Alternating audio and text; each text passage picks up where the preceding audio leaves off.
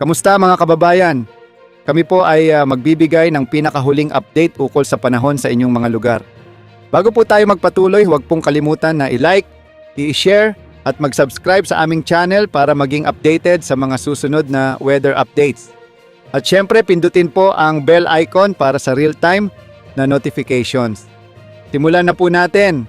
Narito na ang weather update para sa mga oras na ito.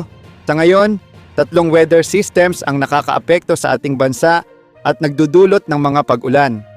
Unahin na po natin ang low pressure area na binabantayan natin na ngayon ay ganap ng naging bagyo sa labas ng Philippine Area of Responsibility, PAR. Ito po ang huling namataan sa layong 900 kilometers sa kanlurang timog ng Luzon. Sa ngayon, kung makikita po natin, kumpol ng mga kaulapan ang dala nito. Ito po ay ang trough o extension ng bagyong ito. Dahil po dito, asahan natin ang maulap na kalangitan na may mga scattered rains sa Palawan, Zamboanga Peninsula, Basilan, Sulu at Tawi-Tawi. Sa nakikita po natin, mababa ang pagkakataon na pumasok ang bagyo sa ating Philippine Area of Responsibility. Pero kahit hindi ito pumasok, asahan po natin na magdadala ito ng mga pag-ulan, lalo na sa kanlurang bahagi ng ating bansa, partikular na sa Palawan. Samantala, ang pangalawang weather system natin ay shear line o ang salubungan ng mainit at malamig na hangin. Dahil po dito, asahan natin na ang eastern section ng Southern Luzon, kasama na ang Visayas at ilang bahagi ng Mindanao ay makakaranas ng maulap na kalangitan at scattered rains. Samantala, ang northeast monsoon ay patuloy na umiiral sa malaking bahagi ng Luzon. Kaya asahan po natin na ang malaking bahagi ng Luzon, kasama na ang Metro Manila, ay makakaranas ng makulimlim na panahon at may mga pagkakataon ng mga pag-ambon. Para naman sa magiging panahon natin bukas dito sa Luzon, makikita po natin na patuloy pa ring umiiral ang northeast monsoon o hanging amihan sa malaking bahagi ng ating bansa. Gayunpaman, makikita rin po natin na ang epekto ng shear line ay mararamdaman pa rin sa Legazpi at asahan po natin ang mga pag-ulan. Para naman sa Palawan, Visayas at Mindanao, makakaranas po sila ng maulap na kalangitan at scattered rains. Dulot po dito sa Palawan ang trough na dulot ng paggalaw pataas ng tropical depression na nasa labas ng ating Philippine Area of Responsibility. Para naman po sa Visayas at Mindanao, patuloy na umiiral ang shear line sa kanilang lugar. Kanina, alas 5 ng hapon, naglabas ang Pag-asa ng weather advisory patungkol sa dami ng pag-ulan na dulot ng shear line at ng trough ng tropical depression. Asahan po natin ang malalakas hanggang matinding pag-ulan sa Palawan, Oriental Mindoro, Quezon at Camarines Norte.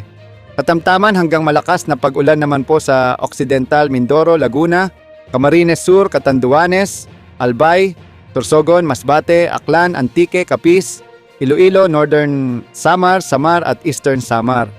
Dahil po sa patuloy na pag-ulan, lalo na sa Bicol Region at Eastern Visayas, pinapaalalahanan po natin ang mga kababayan natin na maging maalerto sa mga posibleng pagguho ng lupa at flash floods.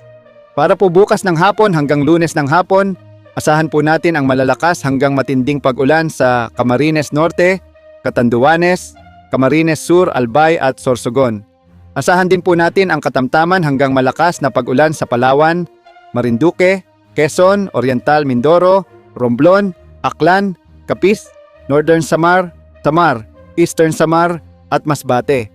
Pagdating naman po ng Lunes ng hapon hanggang Martes ng hapon, ang mga pag-ulan ay dulot na lamang ng shear line, ngunit makikita po natin na katamtaman hanggang malakas na lamang po ang inaasahan, lalo na po sa Oriental Mindoro, Marinduque, Quezon, Camarines Norte, Camarines Sur, Catanduanes, Albay, Sorsogon, Masbate at Northern Samar. Meron po tayong nakataas na gale warning sa Hilaga at Silangang Baybayin ng Catanduanes at sa Silangang Baybayin ng Camarines Sur. Ito po ay dulot ng shear line. Meron din po tayong nakataas na gale warning sa Kalayaan Islands at dulot naman po ito ng trough ng tropical depression na nasa labas ng ating Philippine Area of Responsibility, PAR. Kaya pinapaalalahanan po natin ang mga kababayan natin na delikado pong pumalaot sa mga nabanggit na coastal waters. Dumako naman po tayo sa magiging panahon sa susunod na 3 araw sa mga piling syudad, kabilang na ang araw ng Pasko. Kung makikita po natin sa Legazpi, patuloy pa rin po ang maulap na papawirin na may mga scattered rains. Dulot pa rin po ito ng shear line. Sa Metro Manila at Baguio City, ang northeast monsoon o hanging amihan po ang patuloy na umiiral. Kaya asahan po natin ang patuloy na makulimlim na panahon dito sa Metro Manila na may mga tsansa ng pag-ambon. Para naman po sa Visayas, kung makikita po natin sa Tacloban City na nasa Eastern Visayas, patuloy pa rin po ang epekto ng shear line sa kanila. Asahan naman po sa Metro Cebu at Iloilo City ang maaliwalas na panahon, lalo na po sa araw ng Kapaskuhan. Para naman po sa Mindanao, kung makikita po natin sa Metro Davao, Cagayan de Oro City at Zamboanga City, maaliwalas na panahon po ang kanilang aasahan. Pero asahan din po natin ang mga localized thunderstorms pagdating ng hapon at gabi. Maraming salamat po sa inyong panunood. Kung nagustuhan niyo po ang video na ito, huwag kalimutang i-like, i-share at mag-subscribe sa aming channel. Pindutin na rin po ang bell icon para hindi po kayo mahuli sa mga susunod pang weather updates. Mag-ingat po tayo palagi at hanggang sa muli.